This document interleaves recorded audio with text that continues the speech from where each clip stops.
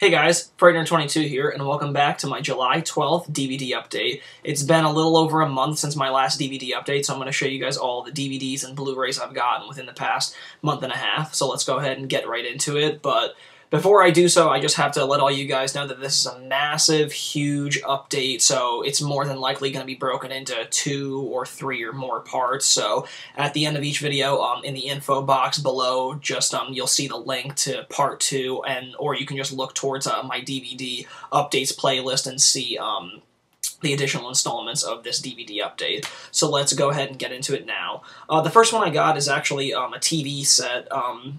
I haven't bought many of these in a while, but I'm really happy to have this one. I think it's really, really important that everyone goes out and buys the first season of this to continue seeing additional seasons of it, because, you know, it's just one of those things where a lot of people, you know, buy the shows, but then, you know, the companies always say that, you know, the rate or it just wasn't generating enough money to warrant future seasons release, so that's why it's really, really important for this show to get as much, you know, money behind it and support behind it.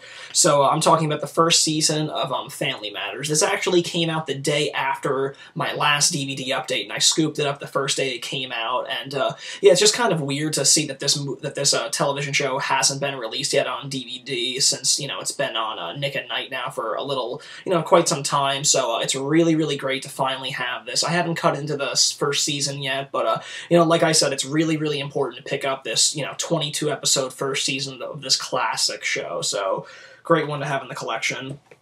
The next one I have is from Roger Corman's Cult Classics lineup, courtesy of Shout Factory, and that is the 1975 cult classic, Death Race 2000. I had just recently watched this a few weeks back with my girlfriend, and we both really, really enjoyed it.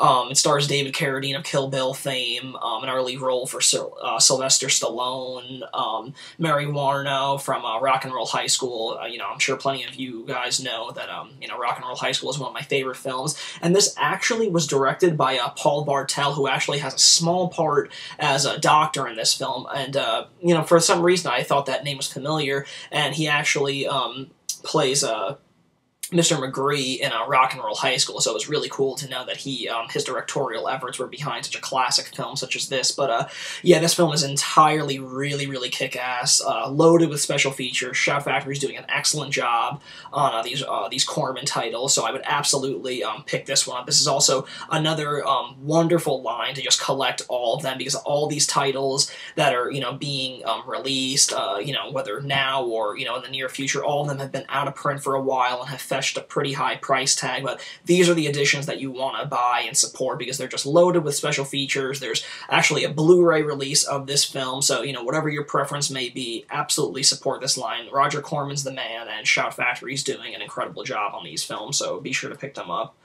The next one I have is a Blu-ray, which I have scooped up. At the time of this video, I had got this at Target on sale for $15 over July 4th weekend, and that's the Blu-ray of Big Trouble in Little China.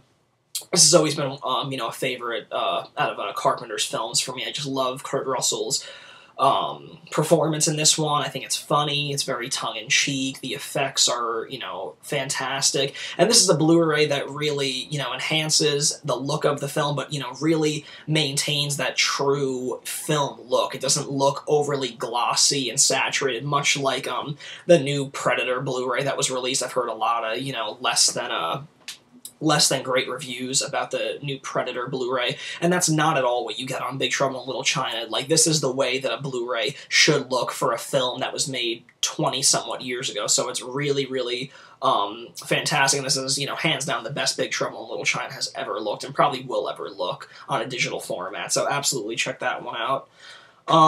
While I was at Target too, I've normally been seeing this on DVD for $13, but over the weekend they knocked it down another $3, so it was for $10 as opposed to the Blu-ray for $30. So, you know, for that price, I really had to bite on the DVD, and it was Jason Reitman's 2009 film Up in the Air. I really, really dug this film a lot. I think this was I think with each film that Jason Reitman makes. He just, just continues to perfect his craft, and he's really, really good. So I think Up in the Air is definitely the best thing he's done.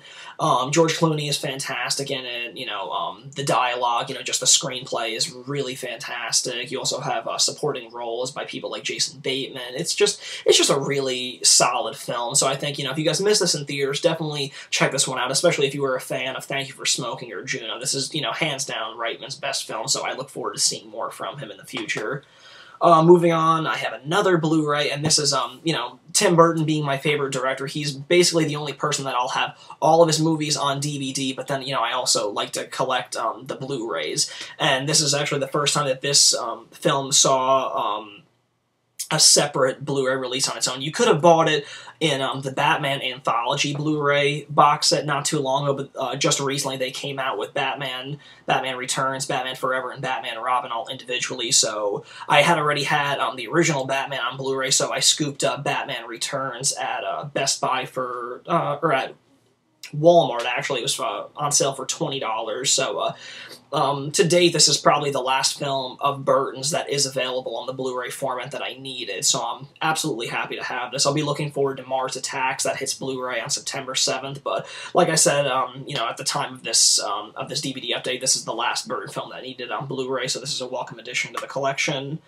The next one that I have is, courtesy of Shout Factory again, and they all, they're just becoming my favorite DVD distributor in general. It used to be just with TV sets, but they've really just leaked into, with the Corman line and, re-releasing Rock and Roll High School and just, everything. But there was a TV show that they released that was on PBS from 92 to 95, and I recall it being on, but I can't really say I was much of a fan or ever really sat down and watched it, but I just remembered it from my childhood, and I thought it was really something special that they put it out, so I scooped it up at FYE because, Best Buy or Target or Walmart just aren't carrying this. If you want it, you have to really get it online, but FYE was the only place that I actually saw it in store, and there was a pretty generous sale going on.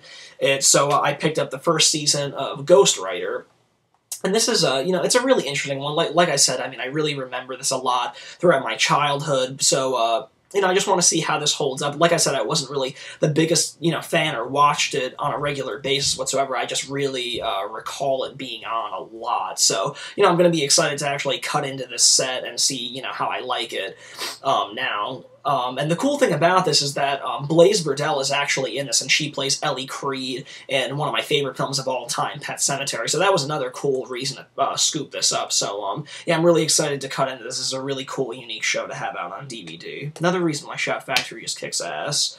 While I was at FYE for $6.99, I'm a big fan of the Stephen King movie adaptations, and one of the few that I haven't seen actually, but I've always been curious about was Mick Garris's Sleepwalkers. So yeah, I scooped this up for about like $6.99. I haven't gotten around to watching this one yet, but yeah, it seems like a decent time, especially for that price. I don't see like why I would turn that one down. So this is definitely a welcome addition to the collection as well. The next the next 12 or 14 titles I did from a massive order that I got from CD Universe, all, the genre that I love, all horror, so we're going to go ahead and get right into this. The first one I got from them was a slasher called Welcome to Spring Break. I've heard plenty of things about this. It's from 1988. It's got John Saxon in it, and yeah, it just seems like really cool. It's a full-screen version, but, what can you say about it? That's, this is the only legitimate DVD copy of it available, so, I've heard really, really good things about this. I've heard that it's a really cool 80s slasher, so I'll be, really excited to check this one out. I can't really comment too much on it since I haven't watched it yet, but this is one that I've been wanting to see for a while.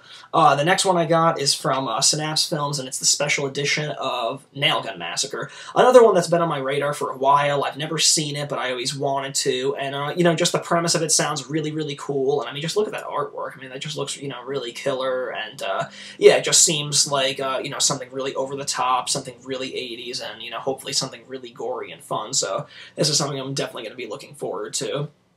The next one I got was from Retro Media, I believe, and it's the 20th anniversary edition of Evil Toons. It's just, this was out of print for a while, so it just got re-released in a 20th anniversary edition.